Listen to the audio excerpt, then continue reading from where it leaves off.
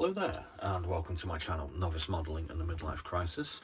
My name is Andy and today we're doing a what's in the box kit review on my Airfix 172 Folland Gnat T.1, which is kit number A68224, and as we can see it's a starter or gift set and comes with the relevant paints, some Humbrol poly cement and a Humbrol Airfix number 2 brush. Now I've consulted scale mates on this and it's a little bit interesting again. This comes from a new tool from 2012, so it's a relatively modern kit. It's gone through a series of reboxes since then. There was a model set released in 2012 and there was a new box issued in 2023, but this particular kit number A68224 does not appear as yet on ScaleMate, so I'm going to kind of assume it's a new release, I think. Do correct me if I'm wrong. As per usual, we're going to skip through the instructions and the blurb, and then we're going to have a look at the parts. So here's a little bit of history on the Folland Gnat.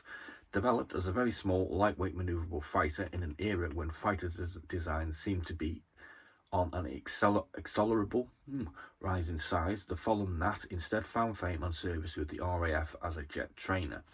A tiny aircraft in comparison to its contemporaries, the Gnat was used as the mount of a number of aerobatic teams, from the Yellowjacks to the Red Arrows, wowing crowds across the United Kingdom and further afield throughout their time with their diminutive Folland trainer. Other users included the Indian Air Force, who took the Gnat into combat, finding it to be an excellent dogfighter as well as a useful ground attack machine. Entering service with the RAF in 1962, the Gnat served until 1979, whereupon it was wholly replaced by the newer and more capable Hawk T.1. Initially, the RAF expressed interest in the type as a fighter, but it went on to serve solely as an advanced trainer, bridging the gap between the subsonic straight-wing Vampire T-11 trainer and the supersonic, tricky-to-fly English Electric Lightning. Its small swept wing design blessed the Gnat with excellent manoeuvrability as well as good flying characteristics, something that can still be appreciated today by airshow fans witnessing displays of a number of preserved examples. So there's still a few of these knocking about apparently. Jolly good. So moving swiftly on to the instructions, we have a nice set of multi-window instructions which are very, very simple to follow. We're only pretty much putting one part together in each piece, in each window. So here we can see we're putting our seat onto this seat back, then onto the cockpit floor. We're going to put some instruments, control sticks on. We're then going to put a back plate onto this other seat, and we're going to put the second seat in place. There are some decal sheets for the instrument panels.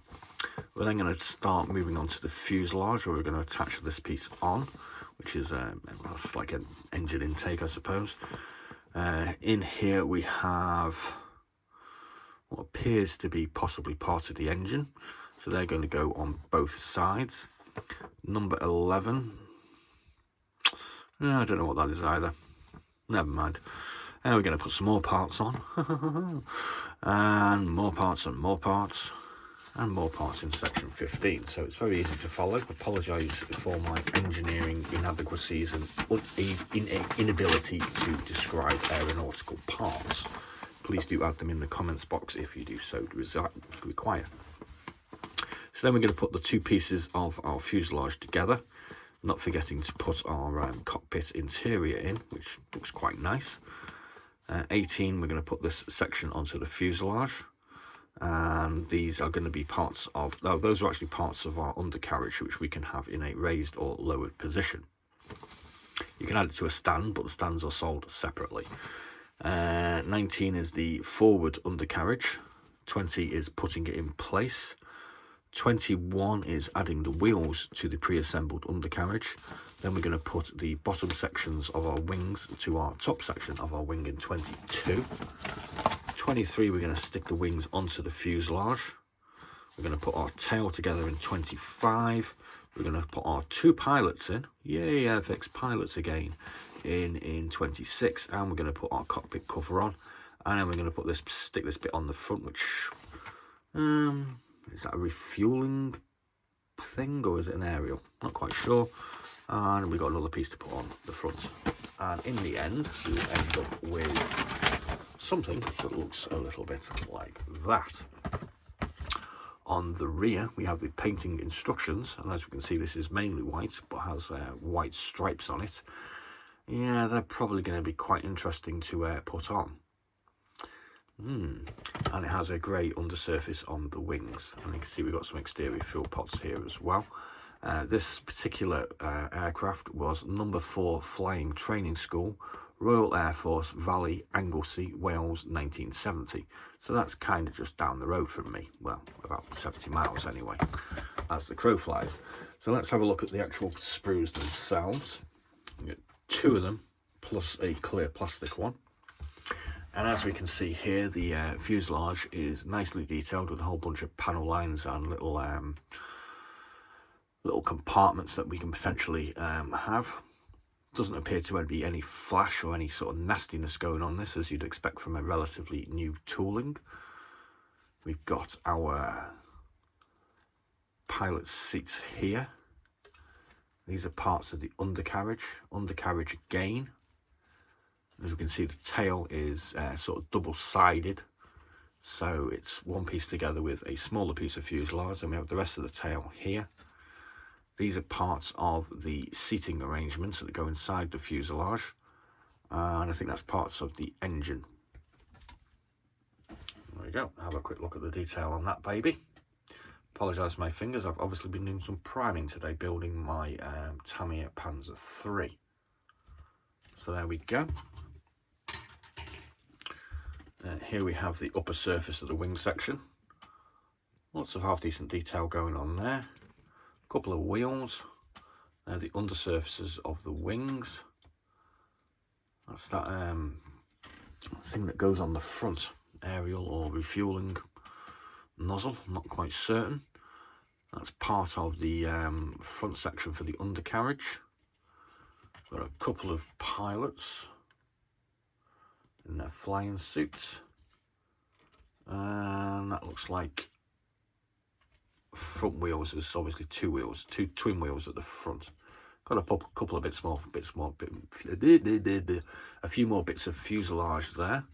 Now this actually kit I picked up, as I might have said, I've kind of forgotten. I picked up this up from Lidl on a recent bargain hunt, and it was £6.99. So this was filmed on December the 1st, so you know, if you want to get yourself a nice little kit for £6.99, that's kind of an interesting aircraft, and will kind of look good in your display case, because red is kind of a nice colour. Pop down there, and I'm sure hopefully they might still have some stock. Here we have the cockpit cover. I do like these jet cockpit covers. There's not as much painting to deal with, so yeah, maybe I should have started doing jets instead of World War II aircraft. We get, like I said, we get this number 2 brush, and we get a full set of RAF decals with 2 instrument panels for the interior of the cockpit, a couple of flashes, and the relevant numbering. We also get a little baggie with some Humbrol cement, some red paint, some black paint, some grey paint, and some white paint. I seem to have a really astounding collection growing of these little Humbrol poly cements. If anybody wants to buy any off me, I'm sure I'll be putting bags of them on eBay sometime in the future. So thanks very much for watching. Please do like and subscribe, and check out some of our other interesting videos. We also did a kit review for our 176 DUKW amphibian. This is based on a 1966 tooling, so obviously it's not quite as pristine as some of the more modern kits. We also popped into Aldi recently, and we bought a bunch of kits from them, and we're currently playing around with some of these Airfix quick build kits, which is, if you haven't seen these are kind of essentially sort of Lego copies, and they're all sorts of bricks that you put together. They're kind of fun. I picked these up for £8.99. So there's plenty going on the channel, as well as me building kits and looking at Mikey's model barn. There'll be another video up for that very shortly. So please do check us out, and please do like and subscribe, and as always, be seeing you.